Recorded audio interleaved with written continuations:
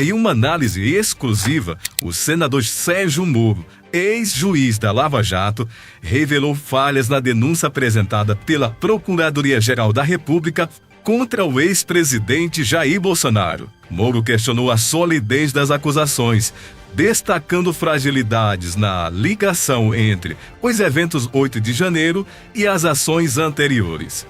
Olá, você está no canal Fórum de Notícia, o seu canal de informações e análises profundas sobre os principais acontecimentos do Brasil e do mundo.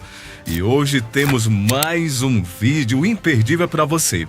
Mas antes de começarmos, não se esqueça de se inscrever no nosso canal e ativar o sininho para não perder nenhuma atualização.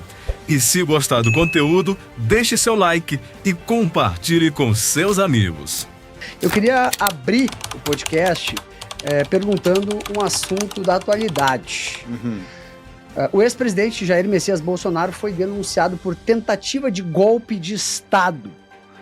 O senhor acha, na sua opinião, que o presidente Jair Messias Bolsonaro e seus aliados, os seus próximos, tentaram efetivamente dar um golpe de Estado? Ou isso é parte de uma conspiração de perseguição jurídica por conta da disputa de poder que o Brasil enfrenta nos últimos anos? Bem, primeiro, Ferri, Felipe, um grande prazer estar aqui falando com vocês. Realmente tem uma história para ser contada, né? Fizeram até filme da Lava Jato, fizeram um seriado da Lava Jato. Depois até posso falar de algumas visitas que eu fiz em outros países e o pessoal vinha perguntar, era bem interessante isso. Sobre a pergunta, não quero fugir da pergunta, evidentemente. Olha, eu fui membro lá da CPMI do 8 de janeiro e sempre tive uma preocupação em ver as provas, o que tinha aparecido ali. Li a denúncia com atenção, uma denúncia extensa, né, mais de 200 páginas. Eu não consegui encontrar uma ligação forte, mesmo na denúncia, tá, entre o 8 de janeiro, que é onde teve episódios de violência, e aquilo que aconteceu antes.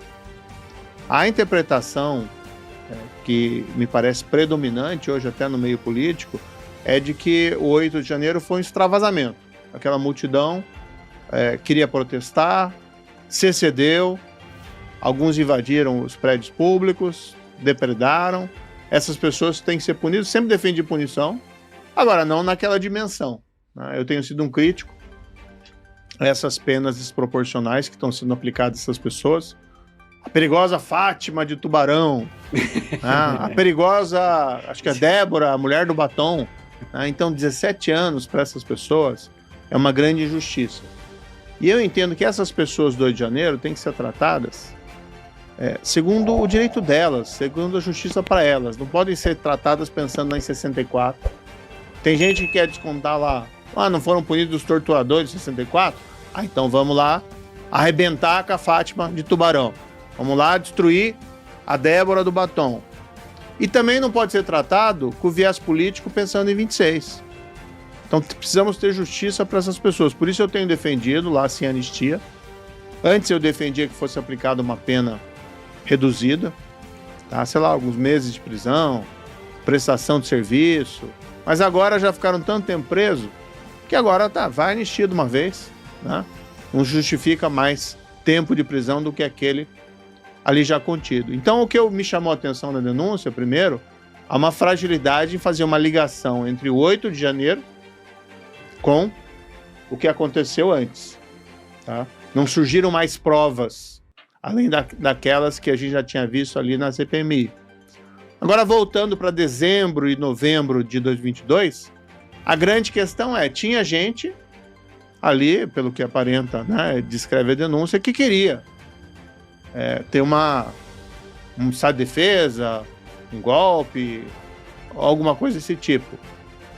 Não foi ultimado, não foi feito. A gente não viu nenhum golpe. O governo Lula que está aí é um desastre, né? E nem deveria ter golpe. Golpe é uma coisa que hoje não cabe na estrutura institucional brasileira de uma democracia madura.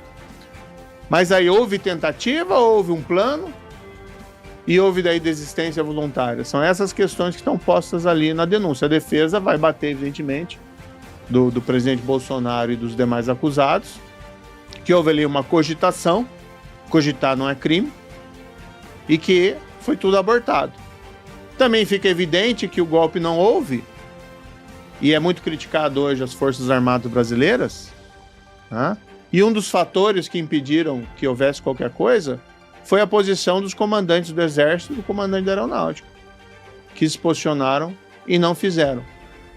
Agora, toda aquela discussão, toda aquela questão vai fazer ou não vai fazer, e daí não faz, isso aí configura a tentativa? É uma pergunta bastante complicada. Uma questão que, a meu ver, também está incomodando bastante é essa impressão de que não haverá um julgamento imparcial. Né? Parece que as coisas já estão um jogo jogado, né? Com o rigor que o Supremo tem tratado essa questão. Com ministros, hoje eu vi no jornal lá, ministros acreditam que a estratégia do PGR vai possibilitar a condenação ainda em 25, então, ministro falando em off para a imprensa, não pode acontecer isso. Então isso também vai ser levado pela defesa para questionar a própria imparcialidade desse julgamento. O melhor, seria a minha opinião aqui, que o Supremo poderia fazer, dar um jeito de se livrar desse processo, manda para a primeira instância, o Lula foi julgado em primeira instância, né? Para que ele seja julgado por outro juiz, para que haja recurso, para que possa ter um tribunal decidindo sobre esses fatos. Mas por que esse caso do golpe está no Supremo? Eu não entendi ainda. Olha, antigamente o Supremo tinha uma jurisprudência dizendo que se você tem o foro privilegiado, então algumas autoridades são julgadas perante o Supremo. O presidente da República, por exemplo, o ministro de Estado. Mas quando você perde o cargo, você perde o foro. E assim o Supremo começava a processar lá, por exemplo, um deputado por, sei lá, corrupção, acabava o mandato, mandava para a primeira instância. No caso ali, o presidente Bolsonaro não tem mais, né, mandato, em tese deveria ser a primeira instância, mas ele colocaram entre os denunciados um deputado federal, que é o Alexandre Ramagem, né, que na época era diretor da ABIN. Mas é possível, a meu ver, uma construção, porque quando ele participou daqueles fatos, ele não era deputado federal. O melhor, entendeu? E o problema é que o Supremo mudou esse entendimento recentemente, em 2022. Dizendo, não, vamos manter a competência para julgar mesmo quem tinha foro e hoje não tem mais cargo e função. Então parece um pouco aquela jurisprudência de ocasião. Senador, um dos mais influentes ministros do STF, o ministro Gilmar Mendes, deu uma entrevista em Portugal dizendo que o 8 de janeiro não passou de uma baderna. Como pode, dentro da mesma corte, um ministro dizer que foi uma baderna, publicamente, para um jornalista, e a gente tá com todo esse movimento jurídico, com várias pessoas presas e tudo mais. A turma não conversa lá? Como é que tu acha que é justo e normal cada ministro ter a sua visão sobre um determinado assunto? Bem, se ele falou isso, eu confesso que eu não vi essa declaração, mas né, também não acompanho o Gilmar Mendes, não é dos meus ministros favoritos lá, pelo contrário, e também não tenho muito interesse no que ele fala. Mas o fato é que houve já julgamentos, né, pelo plenário do Supremo, julgamentos colegiados, e as penas que foram aplicadas foram muito elevadas. Normalmente, inclusive, o ministro Gilmar Mendes concordando com o voto do ministro Alexandre. Né? Aí colocam lá tentativa de golpe, tentativa de abolição do Estado de Direito, mais os danos patrimoniais, mais associação criminosa, salvo engano, armada. Então é um exagero. Mas tinha arma lá? Não lembro, acho que não. Eu não vi também, né? Não fiquei sabendo.